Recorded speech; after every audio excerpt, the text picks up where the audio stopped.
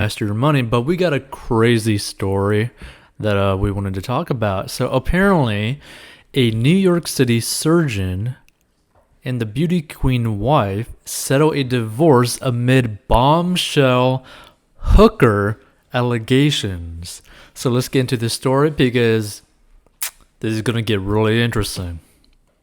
So a bitter divorce between a top New York City spine surgeon and his beauty queen wife was quickly settled Monday after he made a tawdry accusations in court papers that claim she was moonlighting as a high-priced call girl, basically an escort, basically a hooker. So Hospital for Special Surgery Dr. Hanjo Kim and former Miss Connecticut USA Regina Turner put their contentious split to bed before a public hearing scheduled for 10 a.m. could take place. Lucian Chaffin, spokesman for the State Office of Court Administration, confirmed.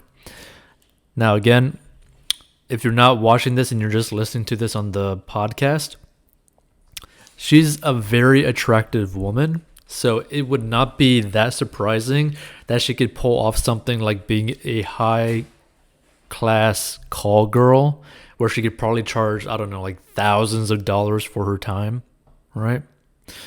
Let's continue. So the swift settlement followed a stunning 264-page filing in Manhattan Supreme Court in which Kim, 41, alleged that his 32-year-old wife had pocketed nearly $700,000 in cash from Johns since their November 25th, 2015 nuptials. Now, if you don't know what Johns is, that's basically the dudes that ended up paying for Snoo Snoo. So Kim decided to file for divorce in December 2020 after finding a racy text message from another man on a computer in the couple's Upper East Side home, according to the complaint, filed earlier this month in Manhattan Supreme Court. So the leading doctor claimed he learned of his wife's alleged secret double life after they separated in April, becoming aware that she has been exchanging sexual services for the receipt of money with multiple men prior to and after their marriage, the filing alleges. That's pretty crazy. So Turner's alleged financial records showed $675,030 in cash deposits from 2015 to 2021, with many checks coming from a New Jersey real estate executive, as well as a lighting designer's UK-based company, according to the document. So it remains inconceivable to plaintiff that given his substantial earnings as a spine surgeon and his enormous generosity to defendant, that defendant continued to sell sex for money during their marriage, the complaint alleges. Now, this is the thing, right? It might be something more than just like money. It might be something where like maybe she got off on doing stuff like this. Because here's the thing, right? Like, if the relationship between her and her husband was actually pretty good, right? For the most part, then the only things that could really explain it is that one, she either had fantasies about it or that she wanted something like more independent financially on the side because maybe she was kind of like already planning on splitting with the guy, possibly. You never know, but let's continue. So Turner, who was crowned Miss Connecticut USA in 2011, allegedly covered up her secret sex work by telling her hubby she had a tech startup and was receiving venture capital funding.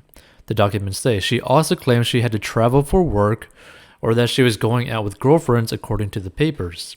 So attorneys for Turner and Kim did not immediately return requests for comment Monday, and basically that's the whole story. Now, here's the thing, right?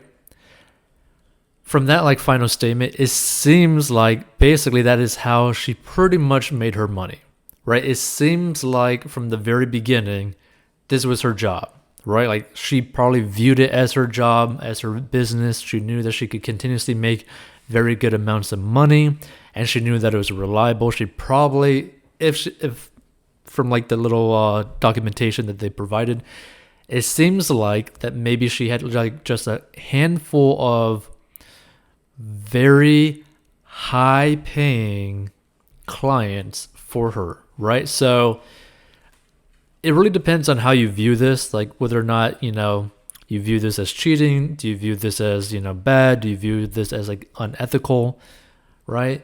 Because here's the thing, like if she led on with the guy, like with her husband, like, hey, I'm dating you. This is what I'm doing for money. I'm a very high paid, basically escort or hooker, right? Like I get paid very well for sleeping with a couple dudes. This is what I do for money. It's a lot of money.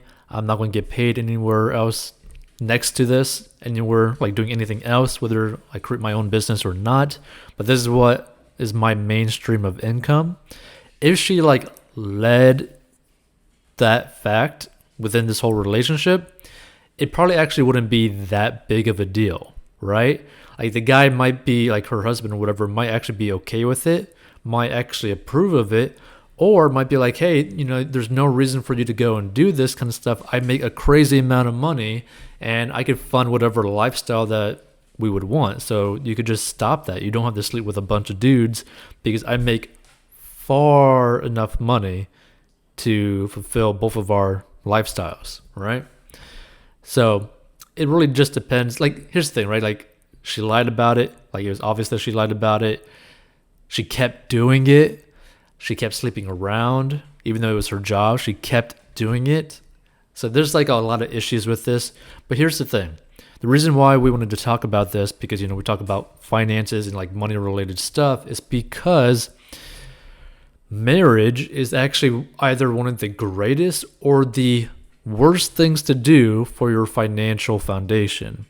And what we mean by this is that your financial life could literally be destroyed at the flip of a coin, depending on who you end up marrying, if you end up marrying someone, right?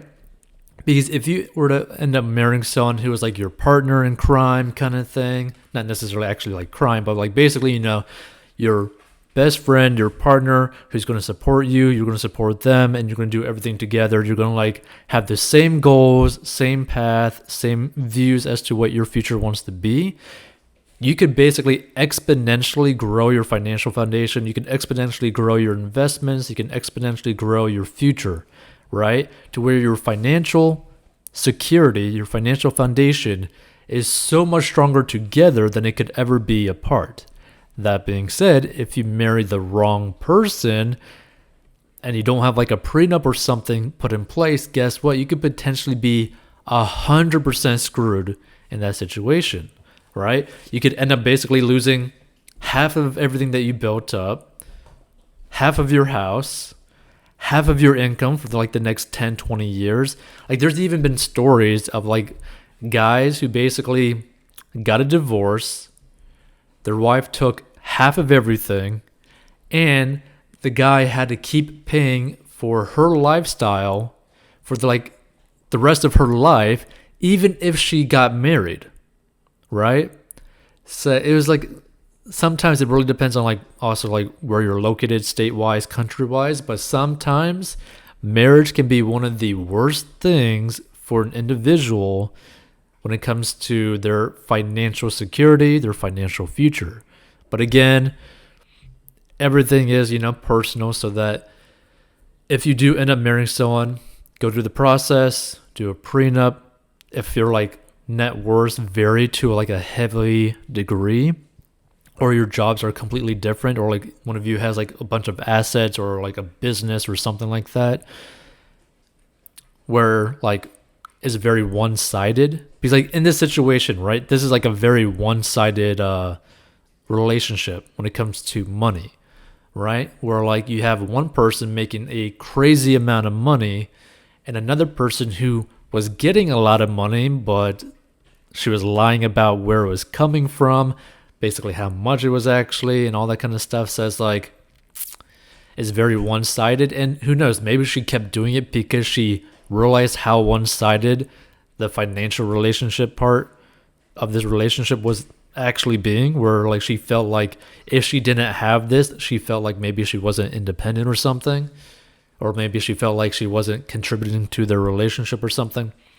But either way, this is where it becomes an issue where a relationship is just so one-sided. It's kind of like a situation where like you have a millionaire literally dating someone who has no job at all or has never produced any sort of income at all.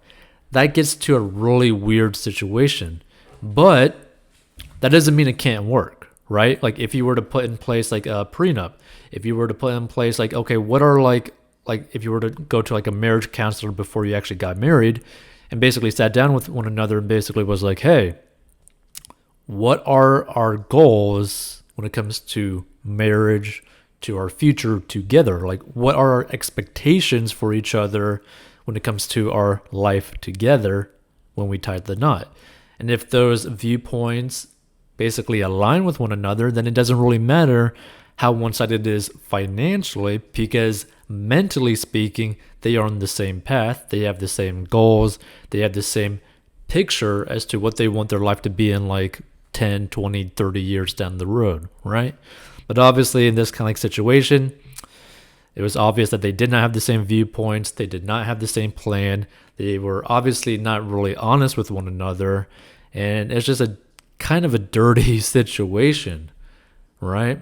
But yeah, stay tuned for more episodes. If you like this sort of thing, hit the like button. If you like this sort of like news, financial commentary. And also feel free to contact us at 40inbox.com as to what your thoughts on this whole situation, or if you've stumbled upon like a similar financial kind of like story, feel free to hit us up with like a link or something, or like, you know, news article or title and all that kind of stuff, and we'll look it up for like another episode, because this is like a pretty crazy situation, right? Like, how could you like not catch on, really? You know, it's like, oh yeah, my wife is like a high class hooker for like the past 6 years.